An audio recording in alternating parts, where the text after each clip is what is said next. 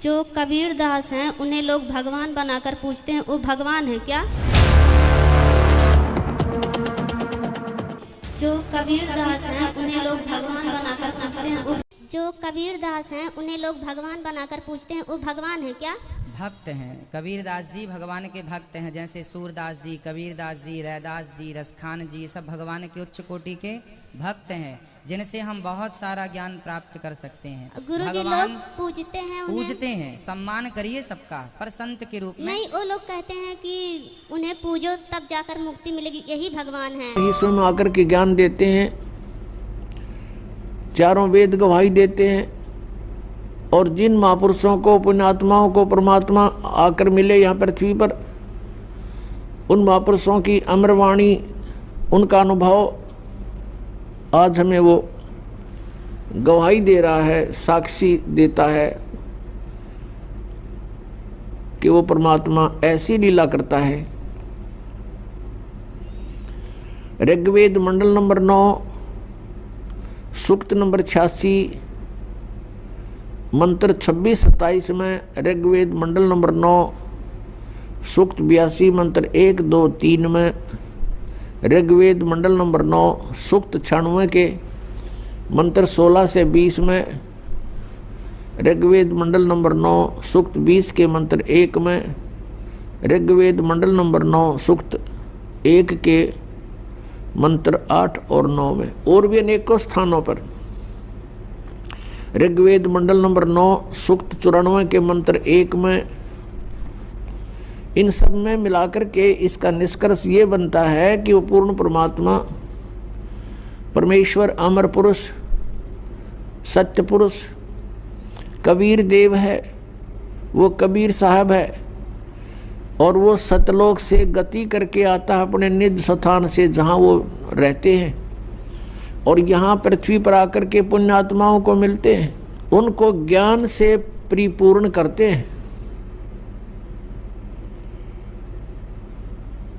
उस परमेश्वर का नाम कबीर देव है।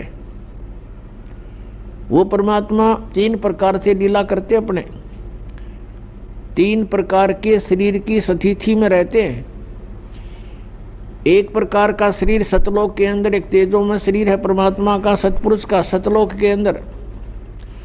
उसमें एक रोमकूप की इतनी शोभा है, करोड़ सूर्य मिला दे, करोड़ चंद्रमा मिला दे, उनकी रोशनी भी एक रोमकूप के प्रकाश के सामने फीकी रहे। वो परमात्मा वहाँ स्थायी रूप में रहते हैं। अन्य रूप बना करके वो परमात्मा प्रत्येक युग में एक लीला करते हैं, एक नवजात शिशु का रूप धारण करते हैं, और किसी सरोवर, तालाब में या झील में आकर के कमल के फूल पर विराजमान होते हैं, बालक रूप बना के, एकांत स्थान, वन में, जंगल में। और जल के ऊपर प्रकट होने के कारण परमेश्वर को नारायण बोलते हैं। ये क्रियाएं परमात्मा सुनियोजित और पूर्व निर्धारित तरीके से करते हैं, और कोई संस्कारी हंस उनको वहाँ से उठा ले जाते हैं। फिर उस परमेश्वर की परवरिश की लीला कंवारी गायों से होती है। जब परमात्मा छोटी ही आयु के होते हैं, तभी से अपना उद्देश्य पूरा करने के लिए विद्वानों के साथ शास्त्रार्थ करना शुरू कर देते हैं, उनसे प्रश्नोत्तरी करते हैं आध्यात्मिक मार्ग की, और बड़े बड़े विद्वानों के छक्के छुड़ा देते हैं। ज्ञान के अंदर उनको परास्त कर देते हैं। और तीसरी स्थिति है परमात्मा के शरीर की, कि वे कहीं पर भी कभी भी प्रकट हो जाते हैं, एक साधु वेश बनाकर,